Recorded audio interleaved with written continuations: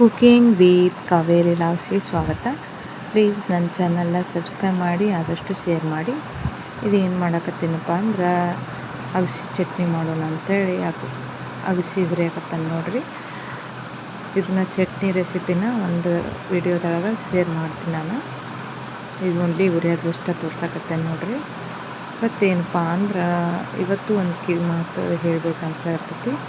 ಹೆಣ್ಮಕ್ಳು ಏನು ಮಾಡಿಬಿಡ್ತಾರೆ, ಅತ್ತೆ ಮಾವ ಯಾರಾದರೂ ಏನಾದರೂ ಅಂದ್ರಂದ್ರೆ, ಯಜಮಾನ್ರು ಏನಾದರೂ ಅಂದ್ರಂದ್ರೆ ಏನು ಮನಸ್ಸಿಗೆ ಭಾಳ ನೋವಾಗಿ ಅದನ್ನೇನು ಮಾಡ್ತಾರೆ, ಯಾರು ಬಿಟ್ರೆ ಸ್ವಲ್ಪ ಆತ್ಮೀಯ ಅದಾರ ಅಂದಿರಲಿ ಅವ್ರ ಊಟ ಶೇರ್ ಮಾಡ್ಕೊಳಕ್ಕೆ ಹೋಗ್ಬಿಡ್ತಾರೆ.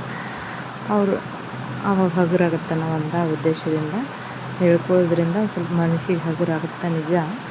ಅದನ್ನು ಏನು ಮಾಡ್ತಾರೆ ಅವರು ಆವಾಗಿನ ಪುಸ್ತಕ ನಿಮ್ಗೆ ಸಮಾಧಾನ ರೀತಿಯಾಗಿ ಮಾತಾಡ್ತಾರೆ. ಆಮೇಲೆ ಹಿಂದೋಗಿ ಆಡ್ಕೊಳ್ಳೋದು ಮತ್ತು ಸಂದರ್ಭ ಸಿಕ್ಕಾಗ ಮಾತಾಡ್ಕೊಂಡು ನಿಮ್ಮ ಬಗ್ಗೆ ಮಾತಾಡೋದು ಹೀಗೆಲ್ಲ ಮಾಡ್ತಾರೆ. ಹೇಳ್ಕೋಬೇಕು. ಏನಪ್ಪ ಅಂದ್ರೆ ಎಲ್ಲದನ್ನು ಹೇಳ್ಕೊಬಾರ್ದು.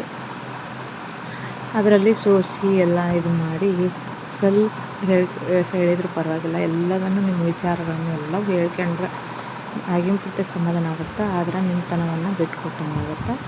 ಅದಕ್ಕೆ ನೀವೇನು ಮಾಡಬೇಕು, ಎಲ್ಲದನ್ನು ಯಾರ ಮುಂದೆ ಹೇಳಕ್ಕೆ ಹೋಗ್ಬೇಡ್ರಿ. ಒಂದಲ್ಲ ಒಂದು ಸಂದರ್ಭದೊಳಗೆ ನೀವು ಅವ್ರ ಕೈಯಾಗ ಏನಾದರೂ ಮಾತಿಗೆ ಸಿಕ್ಕಂತೀರಿ. ಹಾಗಾಗಿ ಯಾವುದೇ ಸಂದರ್ಭ ಇರಲಿ ನಿಮ್ಮತನವನ್ನು ಬಿಡದೆ ನಿಮ್ಮ ಸೂಕ್ಷ್ಮವಾದ ವಿಚಾರಗಳಾಯ್ತು ಎಲ್ಲವನ್ನು ನಿಮ್ಮಲ್ಲೇ ಇಟ್ಕೋಬೇಕು. ಒಂದೊಂದು ವಿಚಾರಗಳನ್ನು ಹೇಳ್ತಿರ್ಬೇಕು. ಯಾಕಂದರೆ ನಿಮ್ಮ ಮೇಲೆ ಆಗುವ ಯೋಚನೆಗಳು ಅವೆಲ್ಲ ಸ್ವಲ್ಪ ಗೊತ್ತಿರಬೇಕು. ಹೊರಗೆ ನೀವು ಮನಸ್ಸಿನಾಗ ಇಟ್ಕೊಂಡು ಕುಂತ್ರೆ ಗೊತ್ತಾಗಂಗಿಲ್ಲ. ಹೇಳುವನ್ನು ಹೇಳ್ರಿ, ಎಲ್ಲವನ್ನು ಹೇಳಕ್ಕೆ ಹೋಗ್ಬೇಡ್ರಿ. ನಿಮ್ಮ ಮನೆ ವಿಚಾರ ಆಯ್ತು, ನಿಮ್ಮ ಪರ್ಸ್ನಲ್ ವಿಚಾರ ಆಯ್ತು, ಯಾವುದೇ ಆಗಲಿ ಹೇಳಬೇಡ್ರಿ. ಮತ್ತು ನಿಮ್ಮ ಮೇಲೆ ಆಗುವ ದೋಷಗಳನ್ನು ಹೇಳ್ರಿ. ಮತ್ತೊಬ್ರಿಗೆ ಗೊತ್ತಾಗಬೇಕಂದ್ರೆ ನೀವು ಹೇಳಿದಾಗ ಗೊತ್ತಾಗುತ್ತೆ. ಅವರೆಲ್ಲವನ್ನು ಮನೆ ವಿಚಾರವನ್ನು ಹೊರಗೆ ಹೇಳಬಾರ್ದು. ನನಗೆ ತಿಳಿದಷ್ಟೇ ನೋಡ್ರಿ. ಎಲ್ಲವನ್ನು ಒಬ್ಬರ ಕೈಯಾಗ ನಮ್ಮ ಎಲ್ಲವನ್ನು ಹೇಳೋದ್ರಿಂದ ಅವ್ರು ನೋಟ ರೀತಿ ಚೆಂದಾಗುತ್ತೆ.